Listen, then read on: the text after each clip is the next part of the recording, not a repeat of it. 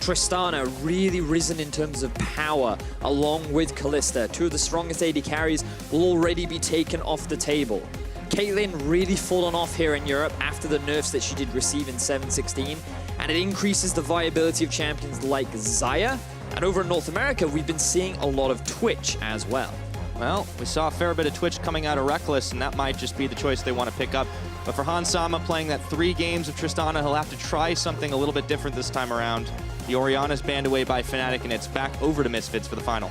So Jarvan being taken off the board well from sOAZ. I'm expecting something like a very early focus on a champion like the Gragas. Very safe, very well-rounded. Broxah demonstrated very high potency on it in the jungle.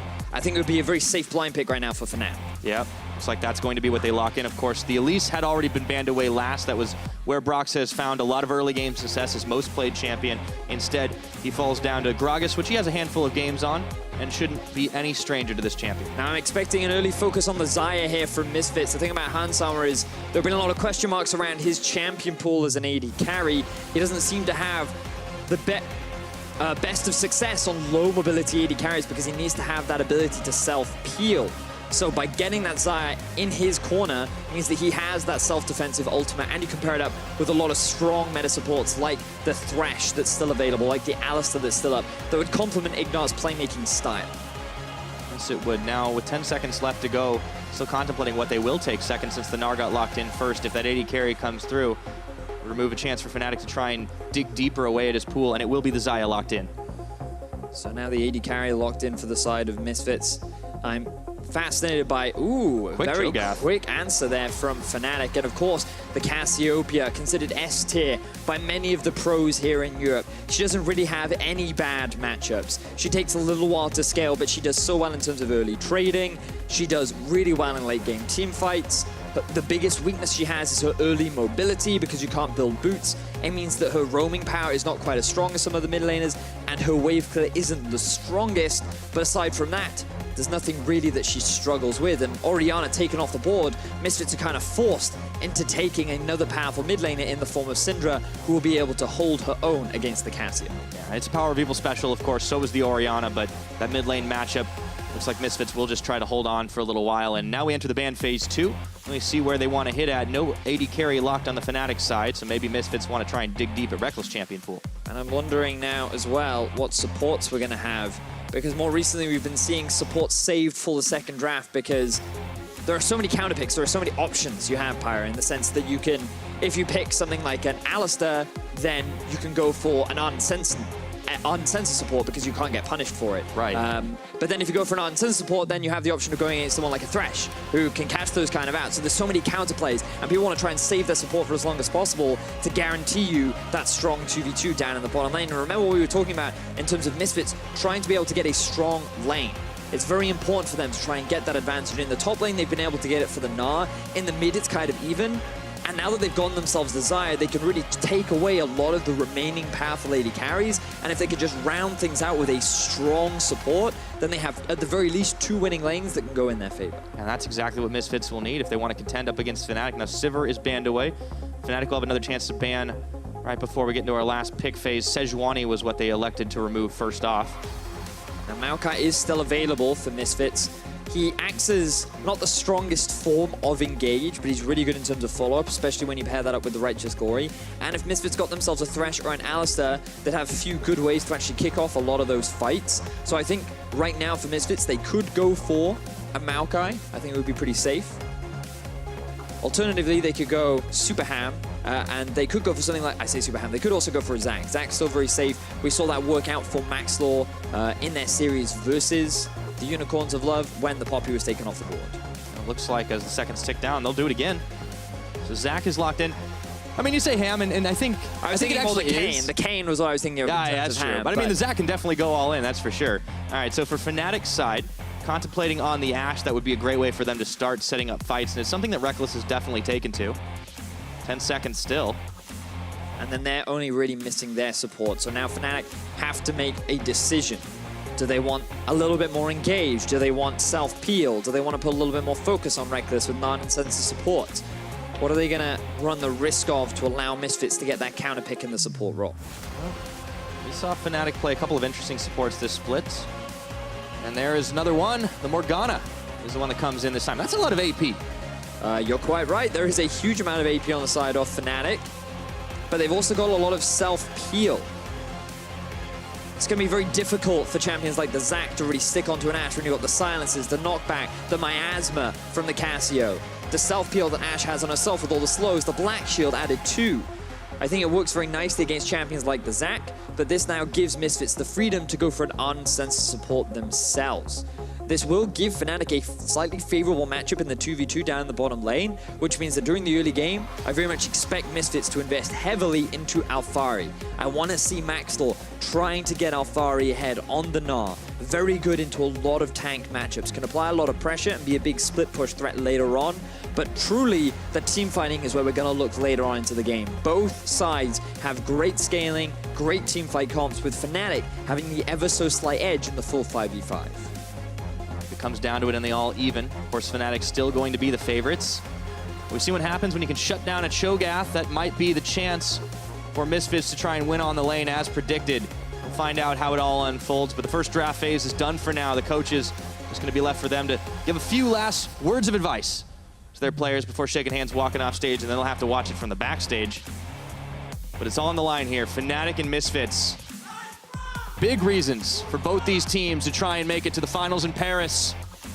Fnatic trying to reclaim the European throne, and Misfits Gaming trying to fulfill the promise of the one-year plan. If they can make a finals, if they can beat the team that swept them in spring, that is a big statement heading all the way there. They're going to be looking at Fnatic like the final raid boss. You're quite right, Pyra. The last time these two met, it was a 3-0 for Fnatic. The stage got to them a little bit. They felt like they could not perform to the level that they wanted. But now they're looking to redeem themselves as they go up against Fnatic in our first semi-final. As the dust will settle, we are on to Summoner's Rift for game number 1 of the semi-finals here in Europe. And let's see how it all unfolds.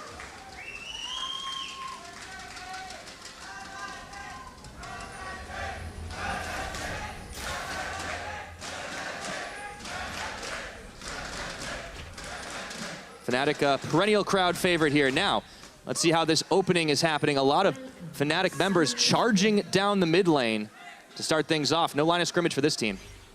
They're trying to go for a bit of a cheeky level 1 play. Notice how Caps moved up into the mid lane to see if he could spot out PowerOfEvil. He saw that he wasn't there, so now they're trying to play around the lack of vision from Misfits, but the tower did spot them out. Misfits now know exactly what Fnatic are trying to do.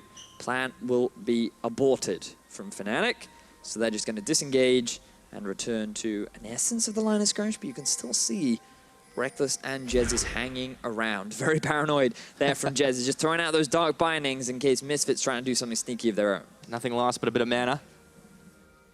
But let's talk about that mid lane, because the Cassiopeia matchup was something that Fnatic picked very deliberately, very early on, and they banned away a lot from PowerOfEvil. And it's interesting because, as we mentioned, Cassio doesn't really have any bad matchups. When they actually trade in the 1v1, Cassio is always going to win against the Syndra. But the thing about Syndra is early on, she naturally has a lot more wave clear. It becomes difficult to exert that kind of wave clear down onto a Cassio, usually because the Cassio will just move up, and every time you try to push, she's going to be like, I'm going to twin fang you in the face, which is naturally very obnoxious. What Syndra does have very nicely is a good setup for ganks, because her stun is very difficult to react to, and because Cassio in the early levels cannot buy boots, which means that she's pretty low in terms of mobility, you're asking for this Xayah to come into the lane very early on and try and put this Cassio behind. So that's what we're expecting from the PowerOfEvil and Maxlore duo. If they want to try and shut down Caps, they have great options to be able to do it.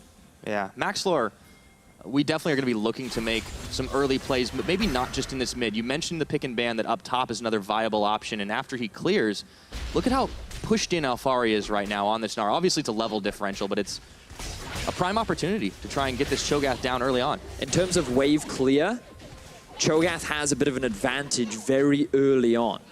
However, once a few levels are gained for Alphari, he's got a few more of his abilities, the level 3 mark especially. That's where he can look to be much more aggressive in terms of trading up against sOAZ. But now that sOAZ has been able to get the early push, he's moved down into the enemy jungle to see if he can get vision on Maxlore as he's clearing his red buff. And now Broxah has come. He wants to try and interfere with the early ganking. Uh-oh. Maxlore, he's only on half his health bar. Broxah waits and lets the Krugs do the dirty work as he body slams over. Gets a hit. That's double buff battle right now with Krugs in the mix, but Maxlore is not going to get the best of this one. Empowered auto attack, and he's forced back under the tower. Fnatic with the early stop play. Now, Zach, he received some nerfs recently that really affected his early clear speed. And because of the damage that he lost on his W, it meant that he took a lot more damage in the jungle itself because he had to spam the ability more often, and it took him longer to clear those camps, so he naturally took more damage from the jungle creeps themselves. This means that during early levels, he gets very low compared to a Gragas, who doesn't really take any damage at all, and Broxah, utilizing the pushing top and mid, gave him the freedom to go for the invade and force Maxlore back to base. Man, and you know Fnatic have done their homework on this one. They knew exactly when and where they could go as Rekkles getting fired down here by Hansam and IgNar, but they've got to be careful. That soil, it's tormenting their health bars for sure. Rekkles forced to use flash in that exchange right now. The heal, sorry. Or the heal, I mean. Yeah. Excuse me, other summoner. Yeah. I'm used to it being on F. Yeah. I'm just going to throw that out there as an excuse. That's fair enough. I like this training from Hansam, trying to exert a bit more pressure. One of the players that really did step up in Game 1 versus the Unicorns of Love in their quarterfinals. Hansam and IgNar were the two that really got that early lead and ran away with it. He also got himself his pentakill in that very first game too. So he has a great performance, and he's trying to replicate that here as Caps continues to apply pressure in the middle lane. Yeah, I mean, this is going to be hard for Maxlore. He was a large part of that success as well, and now PowerOfEvil a little bit low is going to try and bait in. Maxlore comes through, stretching strike doesn't land. The snake is slipping away, and that's the end of that. Maxlore down a level compared to Broxah, and this was all the Fnatic game plan to keep the jungler down so he couldn't start to snowball the lanes, where Misfits found success against the Unicorns. You're quite right, Pyra. Trying to get Maxlore to invest in these lanes is really where Misfits get a lot of their advantages on. You heard Defisher talking about it earlier on in the day. He's going to be a key part of the success of Misfits if they want to be able to take down Fnatic. And so far, he has been prevented from doing that thanks to the early pressure from Broxah.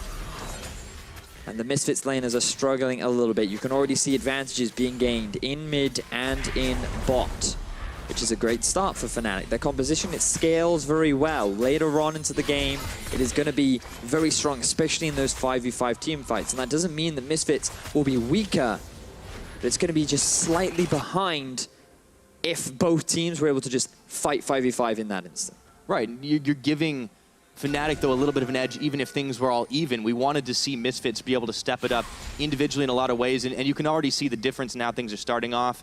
36 jungle CS to the 10 that Maxlore's gotten. It's all he can do to just get a ward out on Broxah.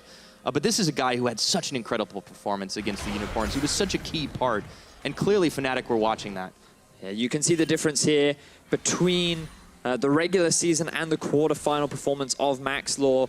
The KDA, pretty significant for Maxlore in his quarterfinal, obviously over a lot more games. It's going to affect your KDA a little more. But the key thing to note here is the jungle proximity, where he was investing a lot more time into his laners, getting them ahead and the goal difference, as we see a bit of a gank up in the top lane. Yeah, Alphari, half his health now. He's got no Gnar bar to speak of, but Broxah freed up to try and put a little more pressure on the lanes, especially up there where Alphari could be getting ahead. Broxah will wrap around into this brush, and unfortunately for Maxlore, who's sitting around here, it may be level 5 versus level 5. No ultimate's coming into play, but I don't know if he's going to want to take this fight.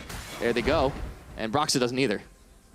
So keep track of the vision as well coming out from Misfits. You can see that around the entrances to the top side, some red wards have been invested to try and see where Broxah is trying to look to gank. And the core thing here is not for Broxah to get a bunch of ganks off. It's mainly just to support and apply pressure and make Maxlore's life very difficult in the early game, which so far he's done a fantastic job of. But thanks to this vision, it's now easier for Maxlore to play around that. He can see where Broxah is invading, and then he can find his own answers of coming back, as now Fnatic try to set up a 3-man gank here onto PowerOfEvil in the mid.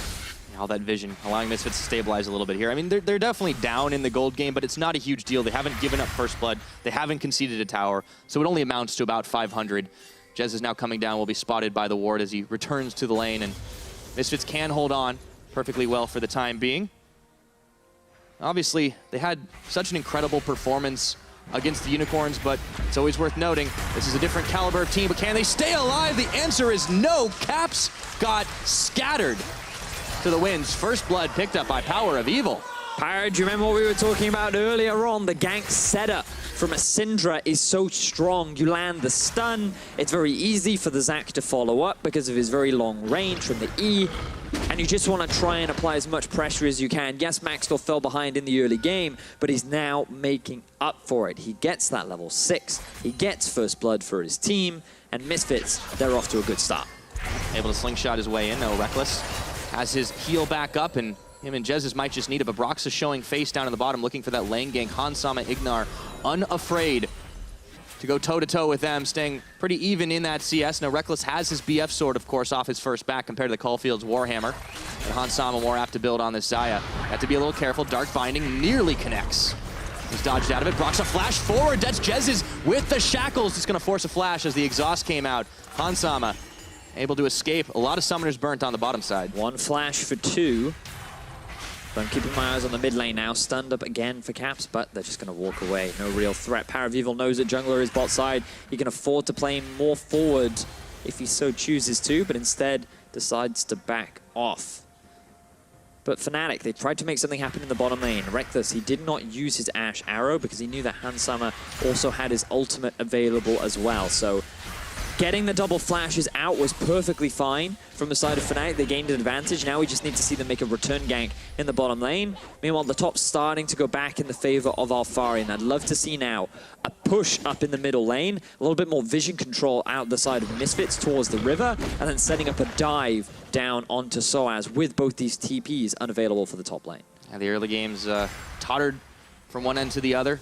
Fnatic first having that lead, but Misfits, of course, gaining it right back, courtesy of the first blood. And now that they have pressure on multiple lanes here, to see if it keeps up as Alphari, he's on half his health, but he's about to go MegaGnar as Broxah looks to come in. Throws the bricks. sOAZ chasing forward. There's the Gnar ultimate, but he's caught out. There's nowhere for him to go here. He gets a crunch off, but Broxah and sOAZ right on his tail. Has to burn his flash to get away.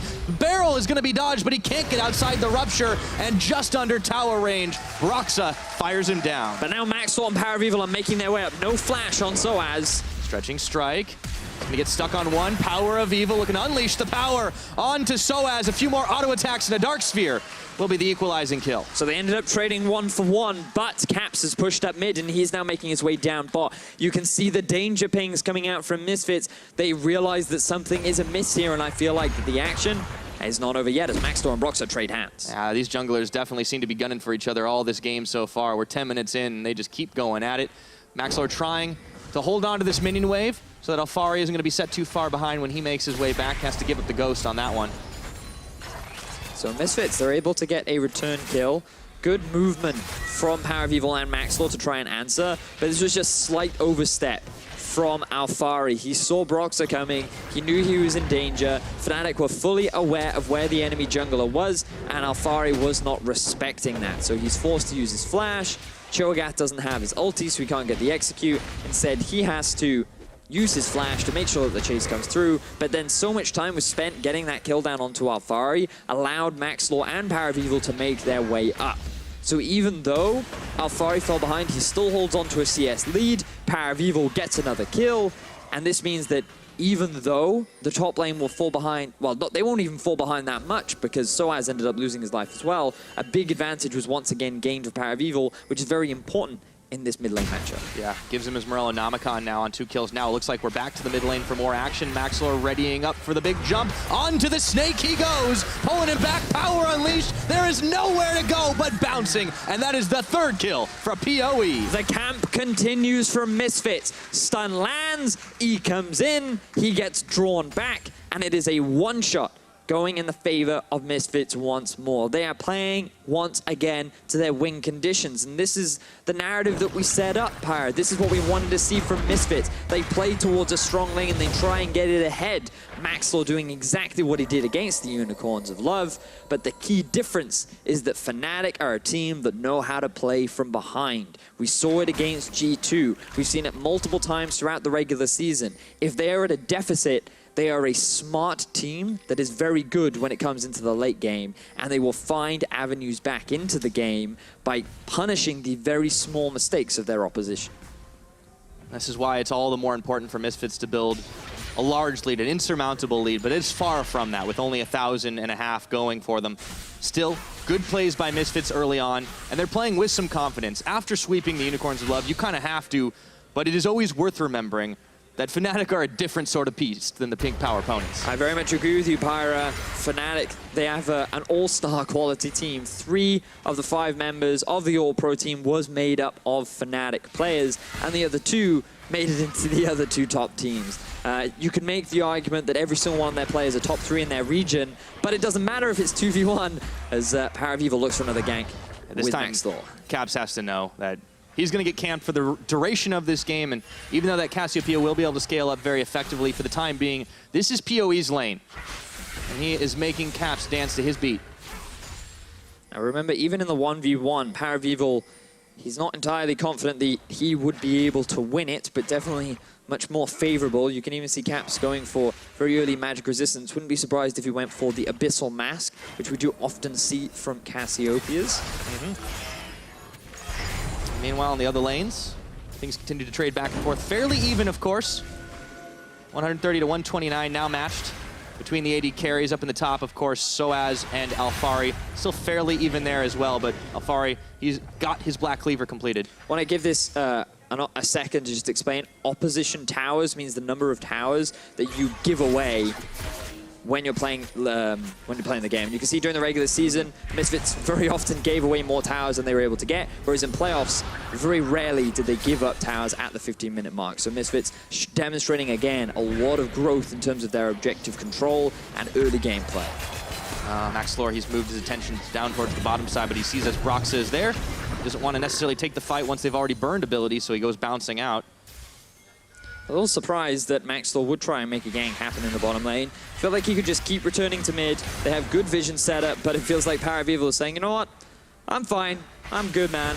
I can hold my own against this Cassio. Yeah, his work here is done at this point, so unfortunately for Fnatic's mid lane, they're going to have to hold on for a while until that's going to become a little bit more relevant in terms of damage. And I like this versatility, this change up out of Misfits, because in the last series against the Unicorns, we saw them going for the top side. We saw them snowballing on the bottom side in different games. The mid lane, we thought would just be a holding lane for PowerOfEvil, but this is where they're putting their focus. We have to remember that one of the big things that Misfits did demonstrate in their series is the Unicorns, that they can carry out of any lane, or at least they could versus the Unicorns. Because in game 2, where they had the Lucian mid and they had the Poppy against the Cassin, Maxlore just camped. He just kept going mid, tried to snowball PowerOfEvil, who very quickly ran away with the game once he had the lead that Maxlore was able to help him build. And PowerOfEvil, he's looking to do the same, but now we need to see him spread that lead across to the rest of the map. Push up mid, move with Maxlore, get vision across the river, and start setting up plays elsewhere. Maybe up in the top lane, maybe get an early Rift Herald, maybe get an early tower bot. But Fnatic, they realized what could happen, and now they're sending up their duo to the top side of the map. Yeah, that Gnar bar's run out, and Alphari goes back down to mini. PowerOfEvil was already cruising up towards the top to try and make the play. But instead, looks like Fnatic, they're going to be the ones shoving their weight around. But while they're away on the bottom, the tower race will commence with Misfits crashing into it first. But they've only got a handful of minions here to work with, so it looks like Fnatic should win this trade.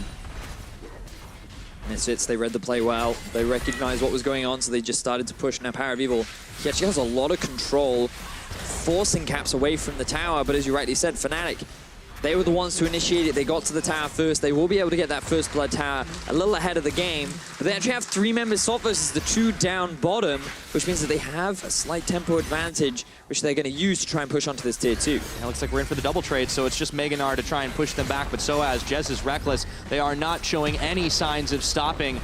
And Fnatic, when they make the decision to go and to keep moving, nothing can really stop them here, and they even look to push onto the inhibitors right now, as only now do we see IgNar backing away. Fnatic have decided they want to try and speed this game up. They don't want to wait for the late game if they have to, and the Ashe arrow comes in, tanked up by Maxlore, but here comes PoE, gets the cleanse off, looking for sOAZ. There is his ultimate still up and available. If he can find a target to use it on, Maxlore tries to bring 2 members of Fnatic together. but they don't want any of that, and they disengage. And this is what we mean by Fnatic are much better than the Unicorns at playing from behind. They see these small windows, which they so very rapidly take advantage of. They knew full well, we can push onto this tier 2, we'll be able to get it first. They are not answering, let us just go. Let us go towards that tier 3 and force Misfits out of their comfort zone and to start spreading up across the map. Really good awareness from Fnatic. They are still at a goal deficit. Misfits were still able to get that tier 2 tower, but this was just a great example of what Fnatic do when they are behind. And this is what's going to help them in the later stages of this game. You talked about the win condition. Both teams have these scaling teamfight compositions, but Fnatic are just a little bit better at it. We have to give them a little bit of an edge, not from the composition standpoint, but because pound for pound, these players are just individually a little bit better. So Misfits need to build a bigger lead. Well, from a composition standpoint as well, that late game definitely will go very heavily in their favor, but they've got to get to that point because Misfits, what they have said is, look, you're not even on the tier 1 in the bottom lane yet. We know you're doing Dragon, so we're going to take 2 of your tier 2s in the top lane. We're also going to take the Rift Herald. We're going to be very happy with this trade because now we can just move on over to the mid.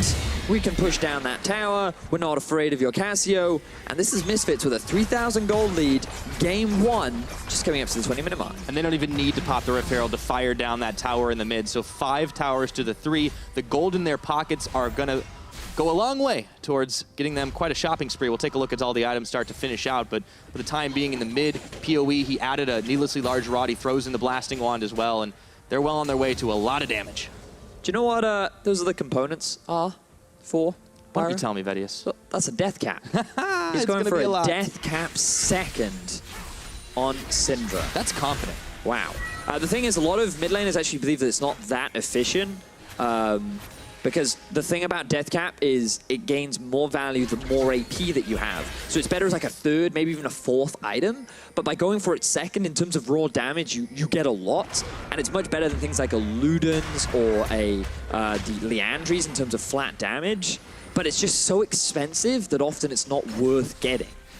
The difference here is that PowerOfEvil knows that he's really far ahead. He's gotten 3 kills on himself and he thinks he can afford to take that risk. I think it's a big gamble not going for something like a Banshee's Veil as a second item, but he thinks that he can do it. He's going to go for that extra bit of damage, and we'll track how it works for him, because personally, when I go for those greedy builds, it usually ends up backfiring in my face. Well, I'm just glad he's not building Nash's Tooth, man. Let's just be honest here. Good one. For PoE, though, like, he's never been afraid to take those risks to try and keep this dominance train rolling, and, you know, it may be risky, but sometimes those include a big payoff. Gold lead. Still solidly in the favor of Misfits, as well as the kills and towers, just all those metrics. And with nothing on the map to really fight for at the moment, the Baron has just spawned, but is still very early to try and contest. They're going to go back after safely gathering some vision, keeping some eyes on what Fnatic have, and actually, we decided to go for the Void Staff. I prefer this much more. I think it makes way more sense with the amount of early magic resistance that Fnatic have built up for themselves. He can transition that large rod into a Luden's Echo if he wants for a bit of extra movement speed, or he can save it for a death cap later on. It's just going to give him a nice chunk of AP. But we've got to move away, because we've been talking a lot about Misfits in this early game. We've been talking a lot about how well they've been able to hold off Fnatic in terms of their early power. And let's take this opportunity to talk a little bit about Rekkles. Yeah, Rekkles is one of the more experienced players, not just in this series, but across the European LCS. And he's had so many postseason games. This will be his 51st, by the way. These are all the statistics from prior to the start of this game. And he's a player that has had a lot of time on the big stage, several levels of big stage, and it brings to bear a lot of the experience that Fnatic has over this younger Misfits squad. I think it's very impressive that he's 5th in terms of number of playoff games played, yet he's 1st in the number of kills. That just goes to show how long this guy has been playing at the top of his game, but we heard it from himself that this year he feels like he is returning to form, as we see a flash come out from sOAZ in the bot lane. Looks like Fnatic are trying to return to some aggression here as sOAZ. Woo!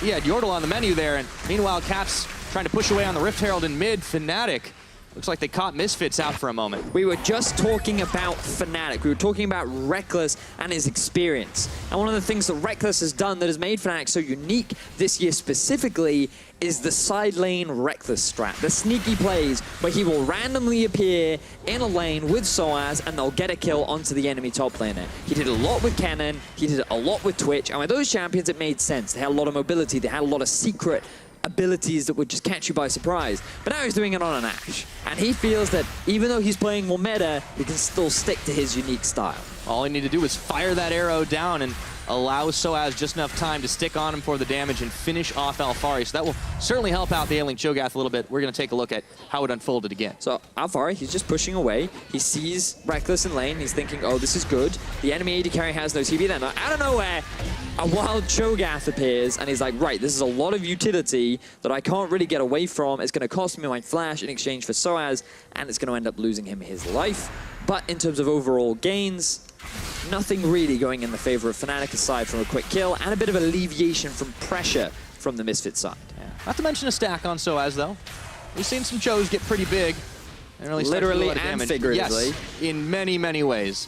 But it does help Fnatic out a little bit in terms of where they're going to be able to throw their weight around on this map. They get a few more wards inside of the Misfits jungle. Still have yet to finish off the mid tower. The Misfits just try and push them back. And historically, they haven't had the best of luck. All those wins you see from Misfits have not been recent against Fnatic. You have to remember that Misfits, this is their first year in the LCS. Their goal is to make it to Worlds, and the fact that they've been able to make it to 2 semifinals back-to-back is still a big achievement for this organization in their first year of competitive play. There are a lot of young players on the squad in the forms of Hansama, Alphari, IgNar as well, and then you had the more experienced players originally of Kakao and PowerOfEvil, and now with a little bit less experience, but still someone with experience formerly playing of Giants, you have Maxlore too. So you have this nice amalgamation, and you have this different clash of styles of players in terms of how long they played for, but it's that consistency, always being able to make it to the semifinals, that impresses me the most about this team. Yeah, and you talk about experience too. We were talking a lot on Rekkles' post-season experience, the same for sOAZ and some of these other players now that have had a little more time on Fnatic. But Maxlore also, hadn't had a lot of playoff experience prior, playing with teams like Giants and a short stint on Rocket, of course. He didn't really get a chance to kind of shine in the postseason. We saw that really come to bear against Unicorns of Love, who they also fell to in the spring. It was nice to see Misfits Gaming really stepping things up. I mean, these guys are the big underdogs. Like, make no mistake, the fact that this game is even in their favor is still a big deal. Will it be enough? We have yet to see. But Misfits have shown that in this postseason they can come play with the big boys, but they're going to have to step it up here as Fnatic have started off the Baron. It's down to half its health. Rekkles fires the arrow. Teleport coming in for Alphari. Is this enough time? No chance to try and counter smite. Alphari, though, looks to try and close this gap to shut them out. Maxlore, he goes jumping in, looks for sOAZ now, but he's gonna fall first. No, he goes little blobs. It's PowerOfEvil that comes up with the first kill of the fight, but all the disengaged tools are coming to bear. Cap's left out on his own, and Alphari claims one. Fnatic trying to eke away with 3 Baron buffs, and they'll get it. But not just yet. Fnatic, they still walk away with the Baron. They're the ones that get the big gain. The goal difference may still be in the favor of Misfits, but the fact that Fnatic were able to find this is going to slow Misfits down so much. And this is what we talked about with Fnatic. They are so good at finding these small windows, being able to punish the small mistakes. And Misfits, they slowed down their mid-game playmaking, and that meant that Fnatic, with the Cho'Gath, with the Cassio, knew they could rush down this Baron before Misfits could answer. Now the problem is trying to get out of the fight, because sOAZ, he doesn't have his ultimate available. Caps had to use his ulti pretty early on and it didn't do very much. Maxlore's happy to lose his life because he has his passive, and that means that PowerOfEvil, along with Alphari and Hansama, can just continue the chase and slowly find more and more members. Misfits get the team fight win, but now they don't have a Baron that they can use to break into the base of Fnatic. Right, without a dragon up and available for them either, there's not a whole lot they can try and grab on this map. Only one tower outside of the base, of course, remains, and you could see in that team fight, Caps was doing quite a lot of work, even if it was Misfits that came up with all the kills. Just very impressed with how Fnatic always find it. They always find that small punishment, that small mistake that they can just very quickly take advantage of. They did it so many times in their series versus G2. And it's also a big thing to note about how Misfits as a team, they do slow down a little bit around the mid-game. They're not the most proactive team. They are a little bit more reactive to what their opposition does, and while very often they do a good job of it, and they're able to make it work, sometimes it means that you slow down too much, and it allows your opposition to find these ways to get back into the game. And Fnatic know this quite well. I mean, this was an explicit statement, almost word for word, what Jesiz was saying in an interview very recently about the Misfits. He predicted that this would be the team that Fnatic would end up facing in the semifinals, because he talked about how the reactiveness was actually going to be a strength against Unicorns of Love, who had a bit more reckless aggression, if you will. And speaking of reckless, with the rest of this team, he's sitting in this mid lane, just trying to keep Misfits off the back, and perhaps this is the tempo advantage that Fnatic need, just trying to buy a little more time as they scale up themselves, of course. Items being completed. Rekkles still hasn't finished up an Infinity Edge. Of course, he went a little bit more safe with the Quicksilver Sash. Same for Han Sama. While he does have the Xayah and the ulti for a bit of self-peel, having that ability to break away from a Morgana Q or the Cassio ulti or the Ashe arrow, very valuable. Makes a lot of sense. Yeah. PowerOfEvil, though, he says, nah, I have a tanky front line. I want to be a wizard. So instead, he completes Rabadon's Death Gap. He's going to have a huge amount of burst damage. If Rekkles gets anywhere near him, he will die. And he will not enjoy that experience. So you have to keep your eye, but it's also a very squishy build. If you get hit, ooh. Yeah. He does have the cleanse, though. You've got to remember that, too. Hey, I mean, the best CC sometimes is death. Oh, sOAZ flashing out and away from Maxlore's bounce. So Misfits still holding the line in the mid here, and Fnatic frustrated, unable to really break through this tower. While the mini-wave's crashing up on the top side, Rekkles is going to have to go deal with it, but look at Alphari. Down on the bottom, he's doing the same to push it along. Another very common Fnatic move. They send their AD carry off into a side lane and funnel farm into him. This is going to allow Misfits to try and force a fight of their own. Good disengage there from Fnatic. Not going to fall prey. They've used this strat multiple times in the past, and they know how to play around it. See Misfits just hunting for an engage, relying on what Maxlore can get done, but you know, Fnatic, they've seen this one too many times.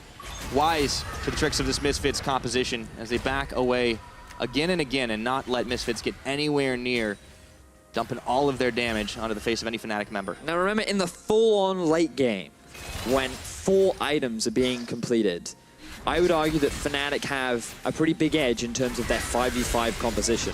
They have 2 really big tanks that have reliable or fairly reliable CC. You have a lot of consistent damage output from the Ashe and the Cassio, and overall, the composition is just much easier to play, especially when you throw a Morgana into the mix of things, who has the ultimate, provides additional CC, forces some members away. Whereas Misfits, they do have a fair amount of late game damage. Xayah is never a champion that you can afford to underestimate, but PowerOfEvil is the real swing point, because if he lands his damage onto the key targets, great, perfect. But if he's throwing his ulti into a tank, that's not ideal for the Misfit squad, because he only has 1 damage source. Once that ulti is gone, his damage output in fights is going to drop dramatically, but Cassio's will not, because as long as she has mana, she will be shredding through anyone that stands in her way, and that's going to be the really big determining factor, whether or not PowerOfEvil can land that crucial ultimate, and if he can kill those key targets. But you can see Fnatic, just every chance they get, trying to at least catch him out and get him down. For the time being, he's been able to 2-step every Ashe arrow that's come his way.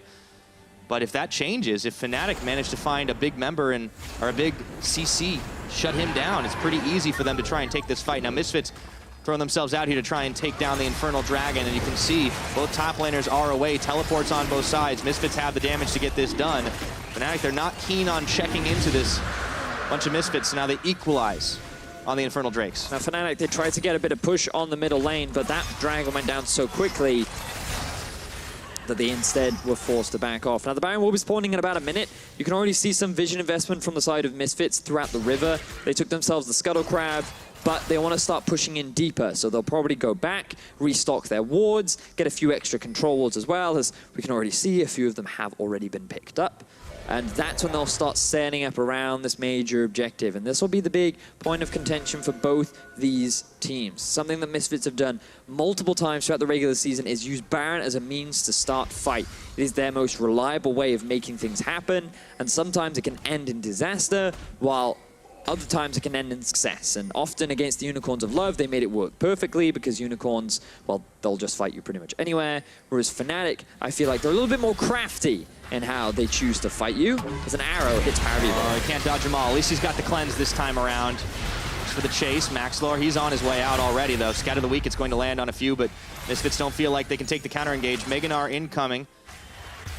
sOAZ did use his ulti in that exchange to try and chunk out Maxlore. Now, I'd love to see Maxlore very quickly go back so he can regroup with his team and set up for the Baron once more, because main River Vision is in favor of Fnatic. They're just trying to get control over mid to force or poke out some of the Misfits members so they can rush down that Baron. We saw before how quickly they can do it, but they don't feel confident right now trying to get into a fight with this Misfits squad. Alphari's looking to hunt down Broxah though, and you can see that Maxlore's rejoined the team without backing. A lot of that regeneration from his adaptive helm. Still a lot of CC on this Fnatic side. Misfits getting a little antsy, going for the jump in. Look for Rekkles flash away. That's going to be a key summoner down. Alphari's got his Gnar bar nearly completed, but he's stopped up by the Dark Binding. As he transforms, Fnatic give him a nice safe distance here. They don't want to take this fight just yet, unless they can get a pick off. Try to force out on the Baron. And I can see and hear the players, Maxlore being so vocal on the side of Misfits, trying to lead the squad. We've seen Misfits falter a few times in their team fighting against the Unicorns of Love, and their team fighting is not their greatest strength when you compare that to Fnatic, who demonstrated immaculate coordination and really good engages in their series versus G2. You have to wonder who will be able to come out on top, because things are very tense right now. Both teams realize a big fight loss right now could give a big swing of momentum to either side. And as you've said, this is where Fnatic have been tested time and again. Fighting from behind, a forte of theirs, something that we haven't yet seen from the Misfits team. But if there's ever a time to prove that you can do something you haven't shown before, in the semifinals of the playoffs, that's about as good as any. Well, Fnatic definitely were often behind in their big series against G2, and they always found ways back, and now they're looking for it to do it again. Ooh, nice scout of the week. Rupture's gonna land, but in comes two Misfits. The teleport coming in now for Alphari. Fnatic instantly backing away. Flashes, TPs, summoners burned a little bit here and there, and it continues to be an incredibly tense standoff in the mid. Love the fact that two members of Misfits flashed into the way of the arrow to make sure that PowerOfEvil would not lose his life. They knew his cleanse was down and they were willing to make that sacrifice. The problem is, it costs two flashes on the side of Misfits. Now the sun does land onto sOAZ. All right.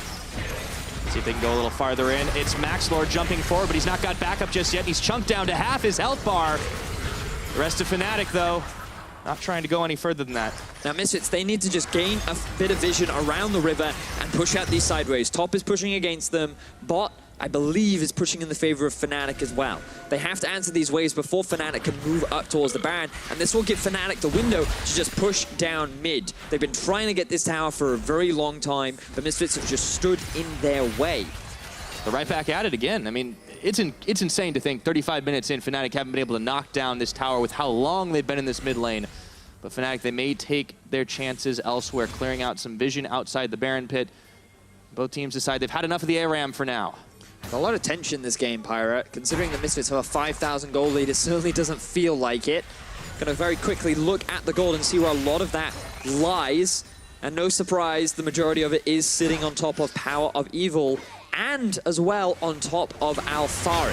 Now Misfits, they're gonna go to the Baron. They're mainly looking for a fight here rather than to nuke it down. See if they can do it. Broxah's already going around the side. Ashe arrow comes in. Misfits immediately trying to back away from this. Teleport has completed for sOAZ.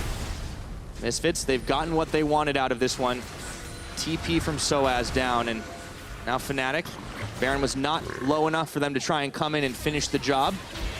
Everything resets, but Fnatic might have a chance to take this tower finally. This was very important for Misfits because they knew that they did not have TP on their top laner, so they had to try and force that out from sOAZ. They also got the Ashe arrow out from Rekkles too, which means one of the big engage tools is unavailable for Fnatic.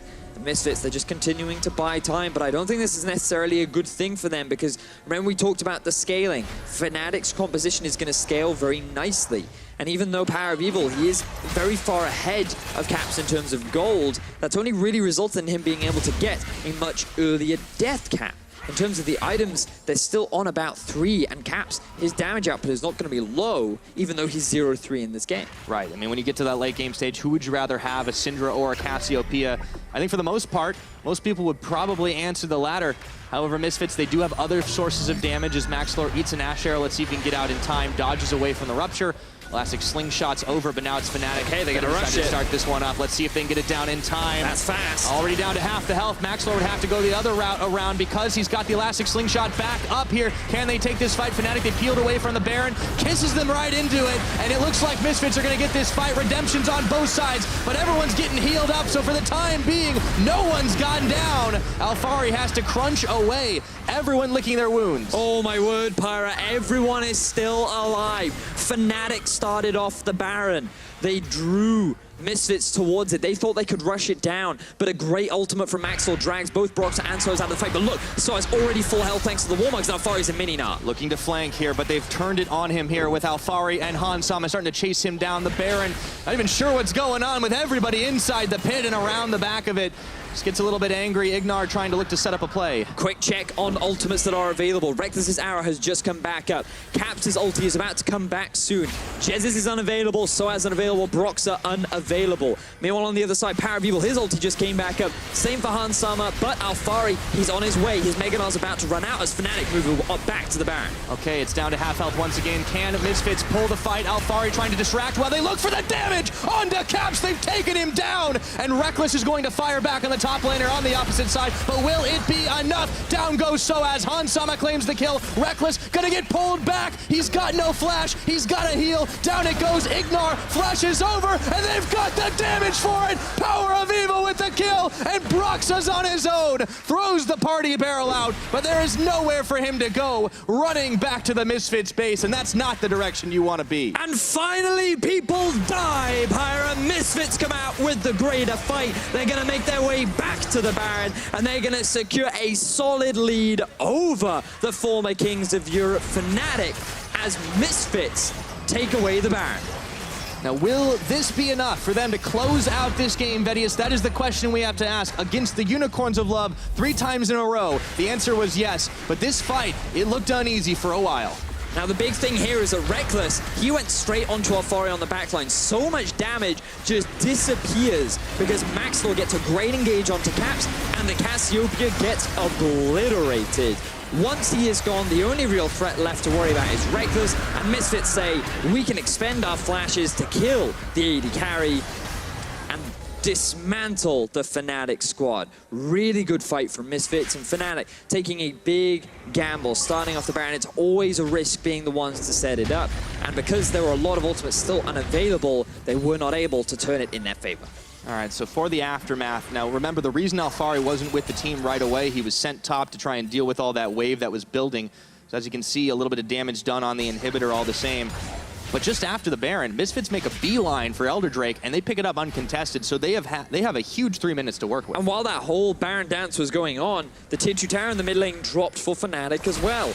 Misfits looking so good. 10,000 gold, the 9 kills in their favor. So many big items being completed. This risky build for PowerOfEvil really working out. We talked about how if he can get onto that key target, he will just blow them up. And we saw that snake being turned into boots in a matter of seconds. Quite easily. And now with all the damage they have to bear, will it be enough to see them to the end of this game? A little bit of time to work with. If they can catch Rekkles, there is the spell shield up and available, Black Shield I should say, and he's able to get away, but now with the enhanced minions and all of Misfits here on the mid lane, the exception of Alphari, busy up in the top side, they might just be able to crack open this base. They don't have a tower up in the top for themselves, but they're trying to make sure that neither does Fnatic. Featherstorm comes out to dodge at the explosive cask of Broxah, and Alphari leading a conga line of minions all the way down once again. Maxlore silence stopped short for just a moment. sOAZ trying to knock away all of these minions, and now it's back to the mid. Misfits go. On 2 fronts is the fight. Let's see if Alphari can be the difference maker. He hops and rolls in, but the base is broken open. 41 minutes. One decisive fight can be the game ender here as Misfits in the lead, looking to crush down the former Kings of Europe. Misfits very slowly moving between top and mid, eventually get down that mid lane inhibitor, and now they make their way back to top. A minute left on the Baron. Roughly a similar sort of time for the Elder too. Actually waiting a little bit. They want that mid lane minion wave to get into position. And they're just buying a little bit of time. They're being patient. They realize that bottom wave is stacking up too. Got to mention as well that Misfits, they did lose their inhibitor tower up in the top lane while all the Baron shenanigans were going on. So that could be a window for Fnatic if they can just find a good fight here. And it's something that they have to respect. That's a good arrow. Looks like it went away quite fast though, and all the same, a big fight for Misfits could finish this one right on their own terms. Tower going to be finished off pretty easily. In the blink of an eye, it goes down, and sOAZ trying to survive, flashes away. Half his health's already gone. As Alphari goes in, Broxah stops him short with the belly bot, but now the inhibitor is under fire, and there's nothing Fnatic can do to stop this. 2 inhibitors swung, but will the fight go their way? Misfits, they've got to beat a hasty retreat out of here. And all 5 members get out, but here comes the flanking TP. Gnar, he might be the one caught up. No, he blows the monsoon to push back sOAZ. Misfits have some disengaged tools of their own, and you can see Fnatic trying to race for this one. Alphari even stops to back away. Redemption comes down for a little bit of damage. Now they turn on to sOAZ if they have the bait. No, they just scatter the weak, continuing to run away. Look at those minions charging in the mid. Misfits are playing with Fnatic here. And now Misfits, if they can just stop the back, they should even be able to get themselves a Nexus tower as they go on to sOAZ. Yeah, they can't fully commit though. If they lose this fight, it may not matter, but look at those minions. Fnatic know they're panic pinging right now. They have to take this fight. They have to win it quick, but Misfits don't look to be going down. A big Gnar lands on 2. Maxlore goes bouncing. Redemption comes through. Ooh, massive feather storm for Hansama. 2 are down, just traded for Alphari, and those minions are still putting in overtime. Cap's trying to slither away, but you can't dodge out that bird. Hansama with the rampage. Oh, Hansama so very nearly loses his life, but Caps is the one that ends up falling. Only Rekkles and Jesiz left alive. 2 inhibitors down, massive minion wave down in the bottom lane. Misfits have 4 members left alive, and Pyra, I think Misfits are going to take game 1. It's certainly looking that way, Vedius. They have been as cautious as you can be against this favorite Fnatic squad, but now, with the waves crashing on multiple lanes, Rekkles and Jesiz have to watch as their towers turn to dust, and the upstarts, Misfits, upset Fnatic in game number 1.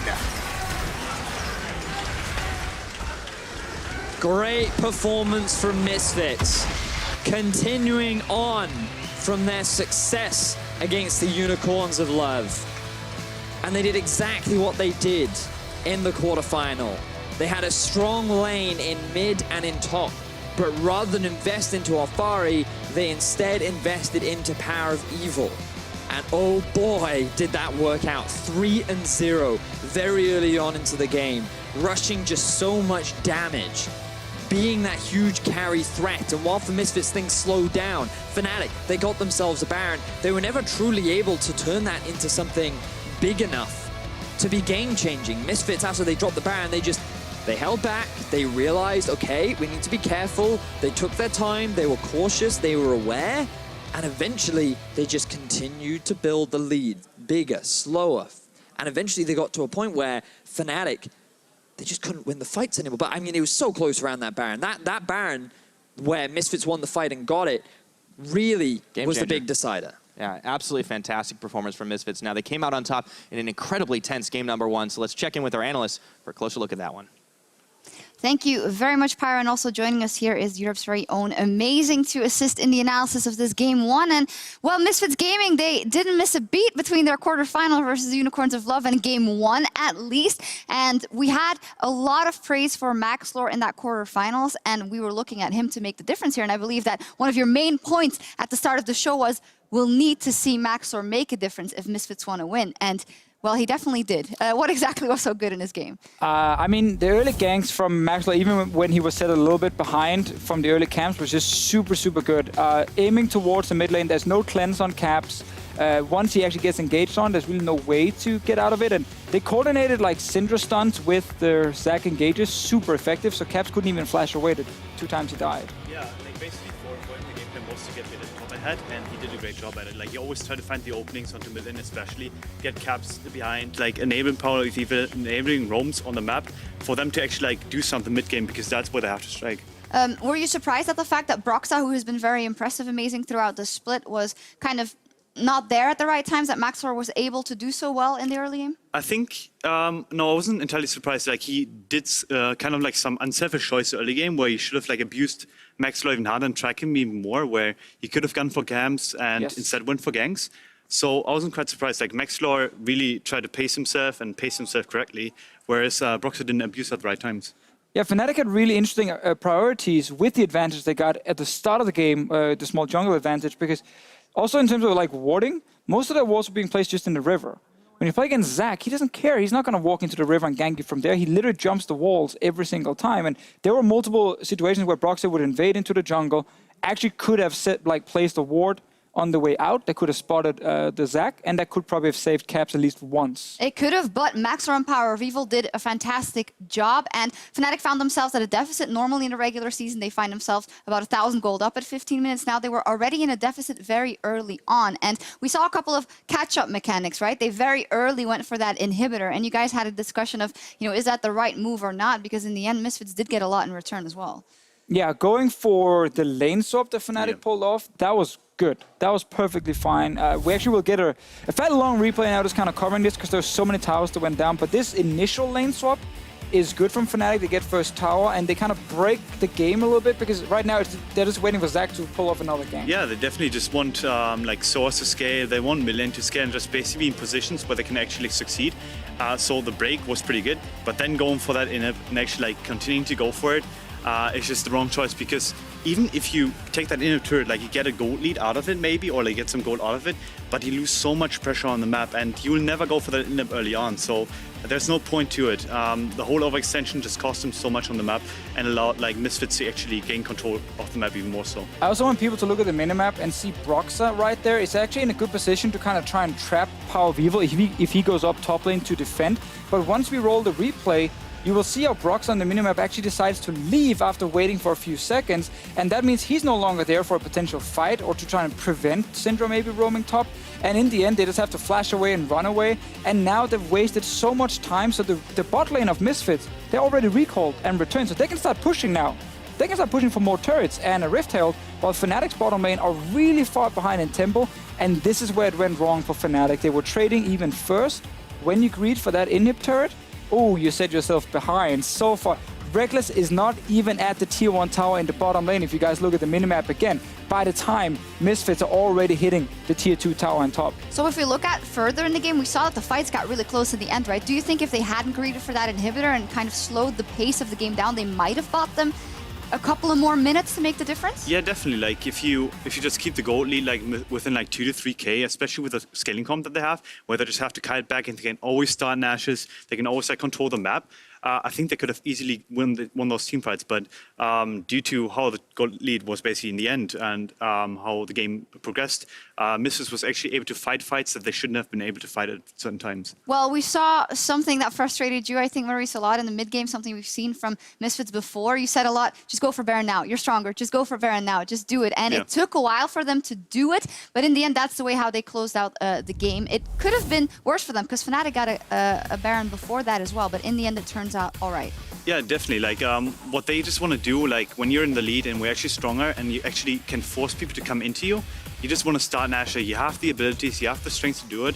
Like obviously Maxlore had the like delay on his armor build, so he lacked a bit of like strength to actually start it, but they still had the ability to do it with the Janna shield and everything like that. So make the enemies come into you, force the fights that you want, and actually decide for them and not let the enemy decide what's going to happen on the map.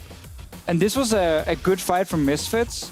That was so close, actually, just towards the start of the fight. The stun from PowerOfEvil, he lands. The black shield from Jesiz is half a second late. So Caps actually gets stunned up in one shot right away. If that black shield connects instantly, Caps doesn't get stunned, and Misfits' first engage is not them first like solo killing the Cassiopeia. And that fight is way closer. Yeah, this Morgana build was awful. Absolutely disliked everything about Morgana here. Blind pick, not great. Allows you for picks like Janna and Lulu and whatever against it. The build didn't even have Ardent Sensor in it. There was Thunderlords and W in the lane to try and be more proactive in the early laning phase, where I just feel like that was a completely wrong approach to take.